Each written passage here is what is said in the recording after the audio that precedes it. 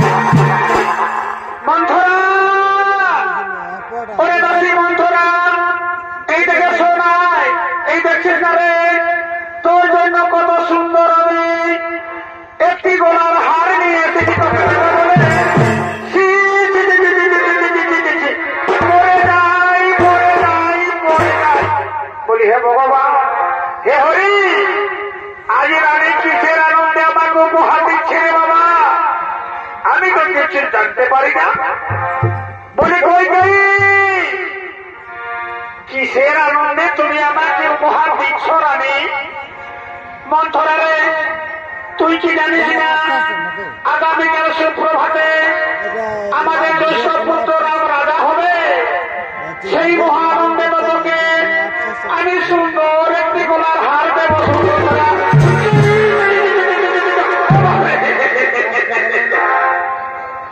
ও বাপরে,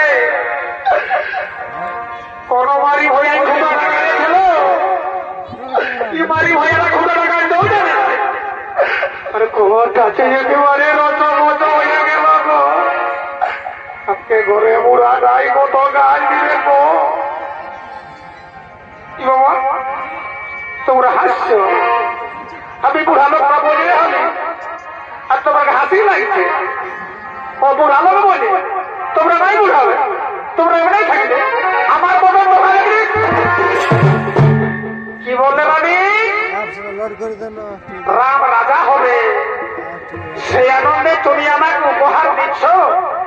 কিন্তু তুমি কি জানো, রাম যদি রাজা হয় তাহলে তোমার পুত্র ভরত হবে না। বন্ধুরা, এই কথা তুই বলিস না রে। আমাদের জ্যৈষ্ঠ পুত্র রাম আমার পুত্র ভরতকে সে যে প্রাণের চেয়েও বেশি ভালোবাসে। হে হরি, রানীকে টুকু বুঝাতে তো আমি কেমন করে রানীকে বুঝবো? বুঝাই কইকেই একটা কথা কান খুলে শুনে রাখো। রাম যদি রাজা হয় তোমার পুত্র ভরত হবে দাস। আর তুমি কি হবে জানো? বলো। তুমি হবে কৌশল্যার দাসী। আমি কারো দাসী হতে চাই না রে। আমি রাজরানী হয়ে থাকতে চাই, আমি রাজমাতা হয়ে থাকতে চাই। কই কি তুমি যদি রাজরানী হয়ে থাকতে চাও না, তাহলে তুমি আমার কথা মতো করো, তাহলেই তুমি রাজরানী হয়ে থাকতে পারবে। মন্থরা রে, এই রাজপ্রাসাদে তুই ছাড়া আপন আমার আর কেউ নেই। তুই একটু বুঝে বল না, তুই যে পথে আমাকে নিয়ে চলবি আমি সে পথেই চলবো। তুই বল মন্থরা, আমি কি করব? বলবো, অবশ্যই বলবো। রানী, তোমার মনে পড়ে সেই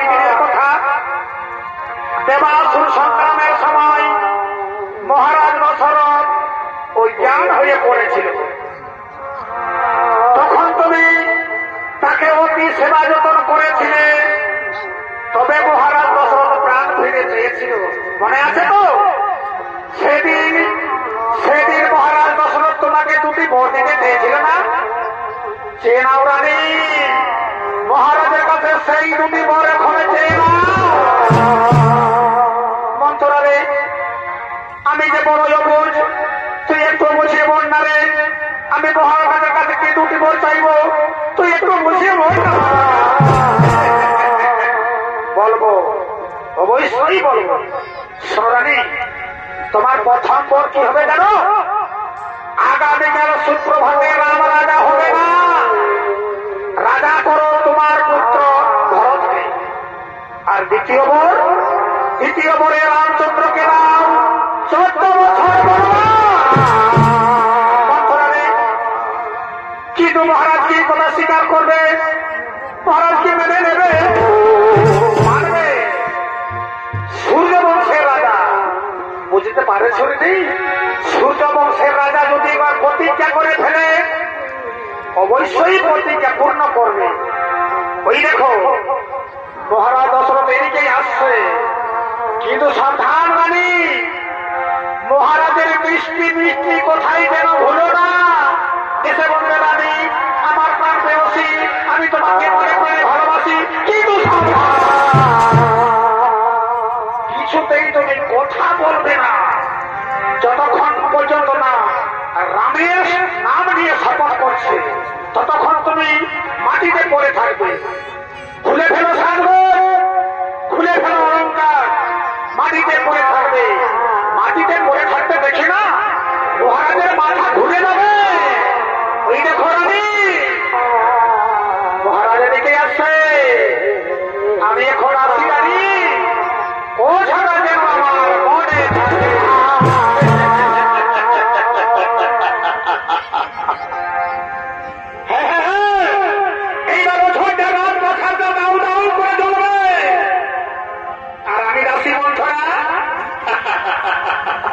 আমি কি করবো জানো? জানো না? দেখবে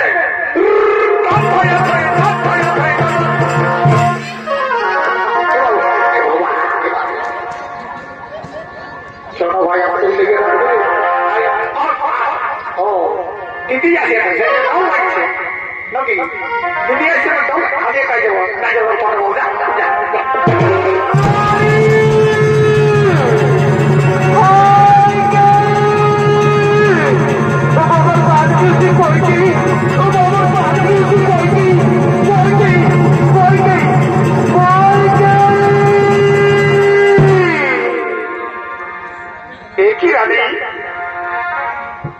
একই তোমার অবস্থা হয়েছে, রাজ সিংহাসন ছেড়ে কেন মাটিতে পড়ে রয়েছ?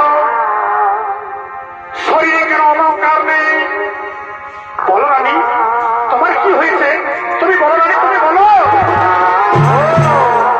বুঝতে পেরেছি, আগামীকাল সুপ্রভাতে রাম রাজা হবে। কেউ বুঝি তাহলে তোমাকে অপমান করেছে। শোনো রানী, আমি সূর্যবংশের রাজা দশরথ, কেউ যদি তোমাকে অপমান করে থাকে, আমি এক্ষুনি তাকে মৃত্যু দেব। রানী, তুমি তো সকলেই জানো রানী, আমি সব রানীর চেয়ে বেশি তোমাকে ভালোবাসি। এমন করে মুখ ফিরে থেকো না রানী, কথা বলো। ও, বুঝতে পারলাম, তুমিও বুঝি আমার কাছে কিছু পেতে চাইছো। শোনো রানী, আমি সূর্যবংশের রাজা দশরথ, তুমি আজ মহারণ্যের দিনে তুমি আমার কাছে যা চাইবে, আমি আমার জ্যৈষ্ঠ পুত্রে শপথ করছি, আমি তাই দান করবো, আমি তাই দান করবো। কি বললে মহারাজ? আমি যা চাইব তাই আমাকে তুমি দান করবে?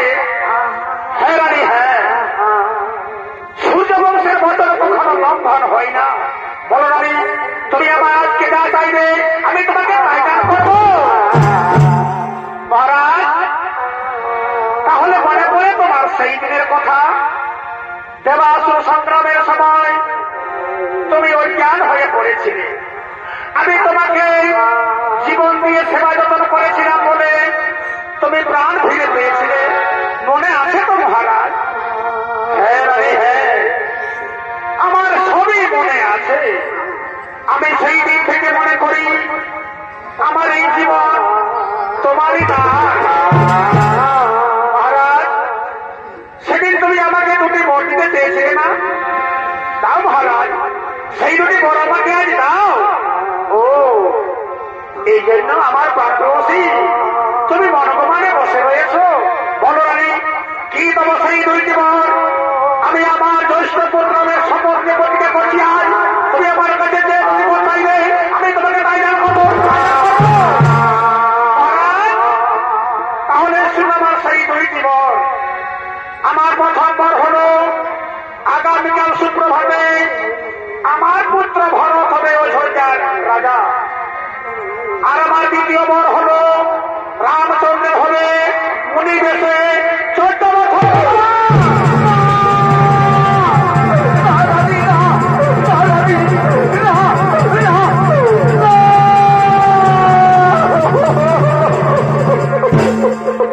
রানী, এ তুমি আমায় কি কথা শোনালে রানী? তোমার পুত্র ভরত হবে অযোধ্যার রাজা, আর আমার প্রিয় পুত্র রামের হবে 14 বছর বনবাস। না রানী, আমি রামকে বনবাস দিতে পারবো না রানী, আমি রামকে বনবাসে দিতে পারবো। মহারাজ, তুমি না সূর্যবংশের রাজা? সূর্যবংশের রাজারা নিজের জীবন দিয়ে তার প্রতিজ্ঞা রেখেছে। তুমি যদি সূর্যবংশের রাজা হয়ে প্রতিজ্ঞা নষ্ট করো, তাহলে সূর্যবংশের কলঙ্ক হবে, তুমি সূর্যবংশের কলঙ্ক হবে। রানী, এত বড় শাস্তি আমায় দিও না রানী। তোমার পুত্র ভরতকে তুমি অযোধ্যা রাজা করো, আমি স্বীকার করে দিলাম, কিন্তু আমার প্রিয় পুত্র রামকে তুমি বনবাসে দিও না রানী। রাম যদি বনবাসে চলে যায়, এই দশরথ বাঁচবে না রানী, এই দশরথ বাঁচবে না। ওরে পুত্র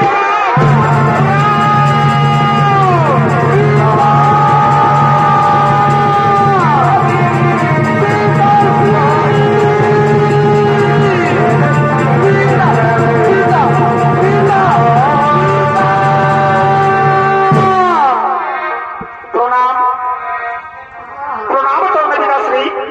এই কি পিতা, এই আপনার কি অবস্থা হয়েছে? রাজ সিংহাসন ছেড়ে কেন মাটিতে পড়ে রয়েছ? ওঠো পিতা, কথা বলো, আমি তোমার জ্যেষ্ঠ পুত্র, কথা বলো পিতা, কথা বলো। মা, মা গো, তুমি তো আমার মা, তুমি বলো না মা, আমার পিতার কি হয়েছে? কেন আমার উপরে মাটিতে ঘোরাঘুরি দিচ্ছে? আমার সঙ্গে কথা বলছে না, বলো না মা, আমার পিতার কি হয়েছে বলো। শোন পুত্র, তোর জন্য তোর পিতার এই কথা হয়েছে।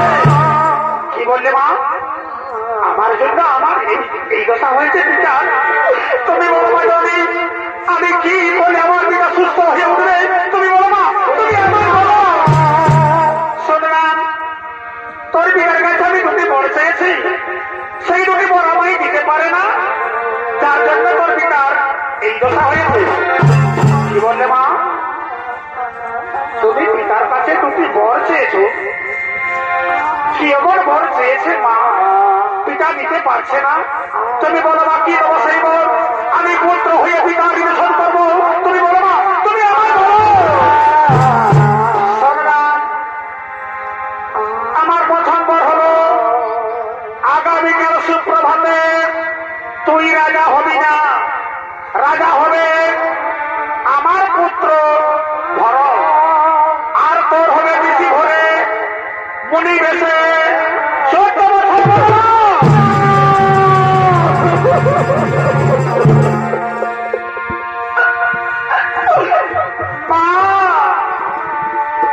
মা গো, এ তুই আমায় কি কথা শোনাবে মা? আমার ছোট্ট ভাই ভরত হবে অযোধ্যা রাজা, আর আমার হলে 14 বছর বনবাস। মা গো, আমি তো রাজা হতে চাই না, আমি রাজা হতে চাই না। মা, মাগো, এই তো তুমি আমায় আশীর্বাদ করলে মা, এই তো তুমি আমায় আশীর্বাদ করেছো মা। আমি এত চাই মা, 14 বছর বনবাসে গিয়ে সমস্ত মনির শিবের চরণ দর্শন করে আমার জীবন আমি ধন্য করবো। আমি রাজা হবো না মা, আমি রাজা হবো। পিতা, পিতা গো, বুঝতে পেরেছি পিতা, আজ পুত্র বহে কাতর হয়ে আমার সঙ্গে কথা বলছো না কেন পিতা, কেন? আমি পুত্র হয়ে তোমার ঋণ শোধ করবো পিতা। আমি মাতা কৌশল্যার কাছ থেকে বিদায় দিয়েছে, মাতা সুমিত্রার কাছ থেকে বিদায় দিয়েছে। আমি তোমার চরণ পত্র নাম জানিয়ে আমি যে 14 বছর বড় বাড়ি চলে যাবো পিতা, আমি চলে যাবো।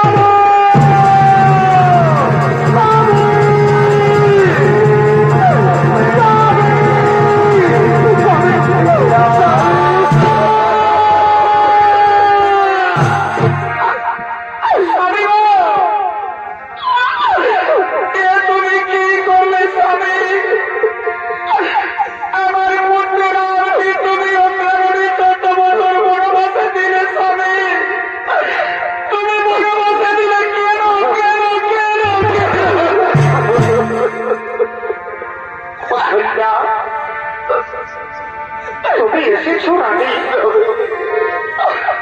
ওঠো রানী, আমার কোনো দোষ দিও না রানী, আমার যে কোনো দোষ নেই রানী, আমার কোনো দোষ নেই।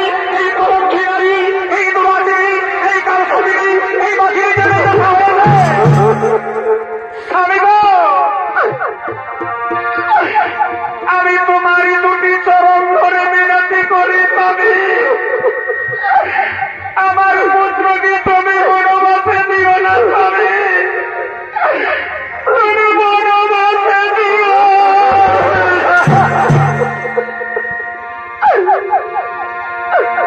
ও রাজা,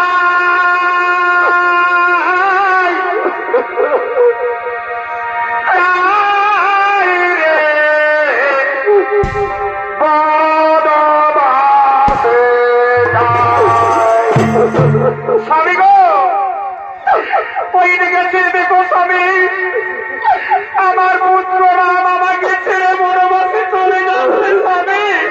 স্বামী গো, তাকে তুমি মনে যেতে দিও না গো, তাকে তুমি মনে যেতে দিও না। ও রাম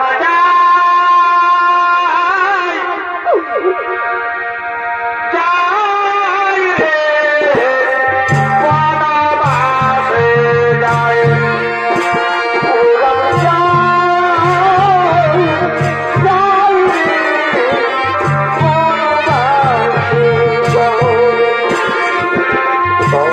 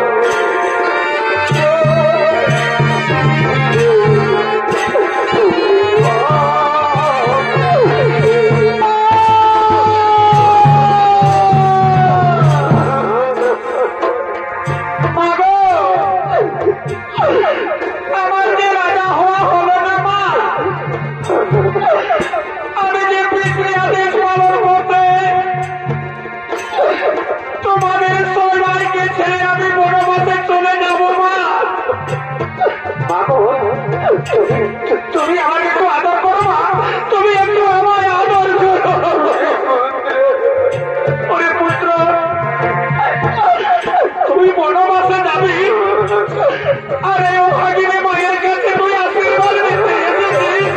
ওরে পুত্র, আমি তোকে কেমন করে বিদায় দিতে পারবো মা? আমি পারবো না রে, আমি তোকে যেতে দিতে পারবো না।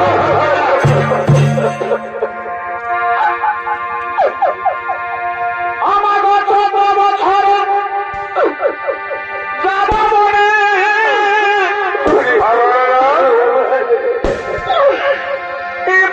তুমি কেন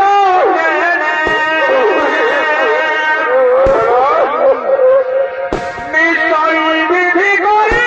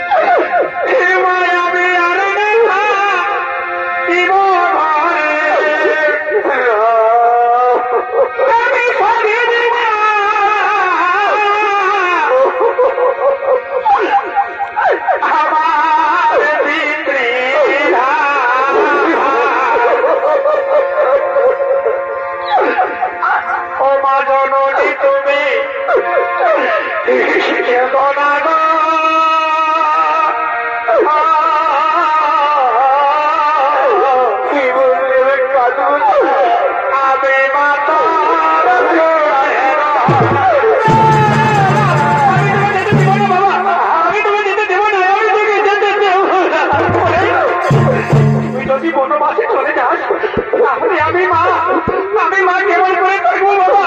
তাহলে আমি তোকে ছেড়ে দিতে পারবো না বাবা, আমি তোকে দেব। তুই আমার জীবন রে পুত্র, তুই দেখানে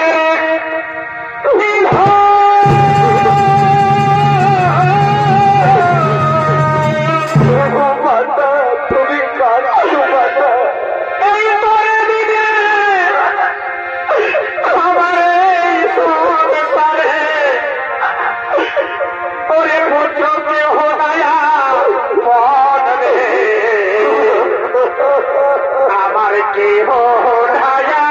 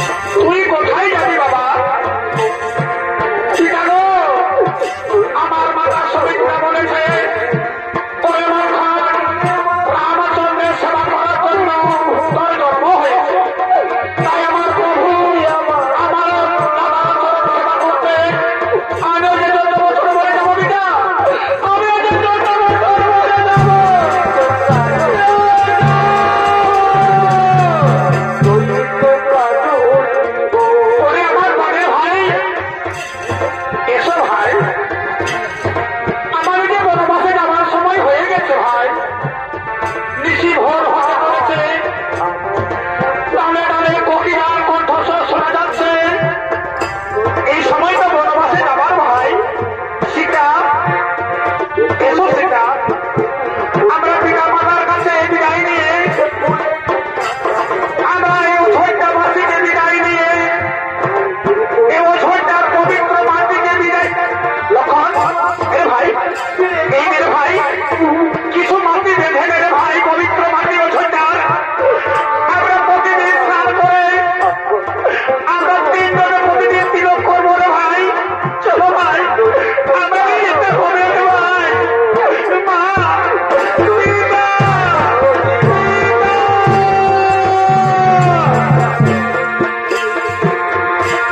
বিদায় দাও গো মাতা পিতা বিদায় দাও মা রে বনবাসে যাবো আমরা তোমাদের কাছে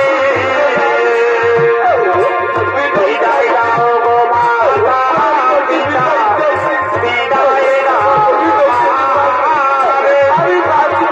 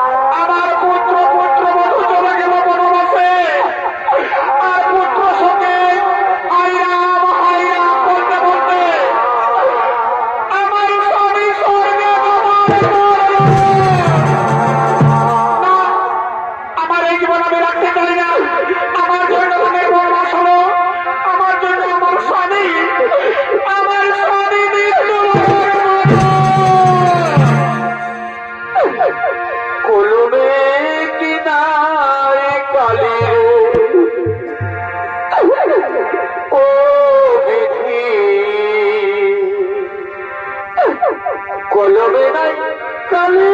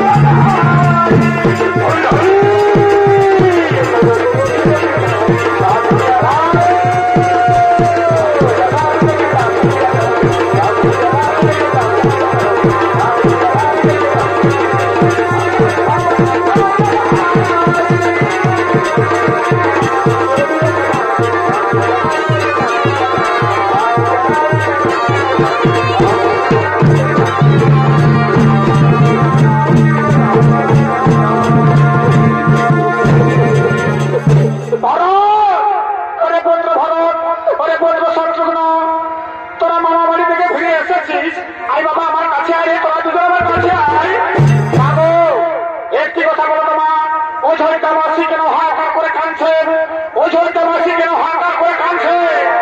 ওরে পুত্র, এই জন্য অযোধ্যাবাসী হাহাকার করে কাঁদছে। আমি যে তোকে রাজা করতে গিয়েছিলাম পুত্র, আর তোকে রাজা করতে গিয়ে আমি রামচন্দ্রকে 14 বছর কি বললে মা? আমার দাদাকে, আমার প্রভুকে তুমি বনবাসে দিয়েছ, কেন কেন কেন কেন? ওরে পুত্র, আমি না জেনে বড় অন্যায় করেছি পুত্র, আমি বড় ভুল করেছি রে, তুই আমাকে ক্ষমা করে দিস রে। না না মারা, আমি তোমাকে কিছুতেই ক্ষমা করতে পারবো না। আমার প্রভুকে বনবাসে দিয়েছ, আমি তোমায় ক্ষমা করবো না। পুত্র,